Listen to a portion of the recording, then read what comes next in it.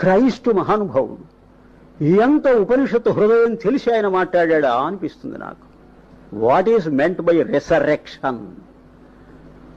సరెక్షన్ అంటే పైకి రావడం, రిసరెక్షన్ అంటే సచ్చి మళ్ళీ బతకటం. దానికి అర్థం తెలియదు. అసలు ఉపనిషత్తు మనకు తెలుసా? ఎవరికి తెలుసుండే అర్థం? హిందువులకు తెలుసా? క్రైస్తవులకు తెలుసు? ఎవరికి తెలియదు. మననం చేసిన పెద్ద మనిషికే తెలుస్తుంది అర్థం, లేకపోతే ఏది తెలియదు. తన్ను తాను చంపుకొని out of his own ashes he should rise again as a full personality.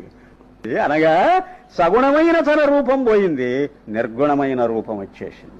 అది రిసరెక్షన్ అని అన్నది క్రైస్తు పాపం. ఏ man must be twice born, do you understand my statement అని అడిగాట శిష్యులను క్రైస్తు. ఒక మానవుడు 2 సార్లు పుట్టాలి అన్నమాట. 2 సార్లు పుట్టాలి అనేసరికి వాళ్ళేమనుకుంటున్నారంటే చచ్చిన తర్వాత మళ్ళీ ఒక జన్మ ఎత్తటమేమో అనుకున్నారట. No, while living you should be born again అన్నమాట. నువ్వు ఇప్పుడు బతికున్నప్పుడే మళ్ళీ చచ్చి మళ్ళీ పుట్టాలన్నమాట. ఉపనిషత్తు ఎలా తొంగి చూస్తున్నదో చూడండి. బతికున్నప్పుడే మళ్ళీ పుట్టడం ఏమిటి? చచ్చి పుట్టావయ్యా. బతికున్నప్పుడు అంటారు, మళ్ళీ చావమంటారు ఏమిటయ్యా? ఇచ్చివాడా. That which is born of flesh is flesh, that which is born of spirit is spirit.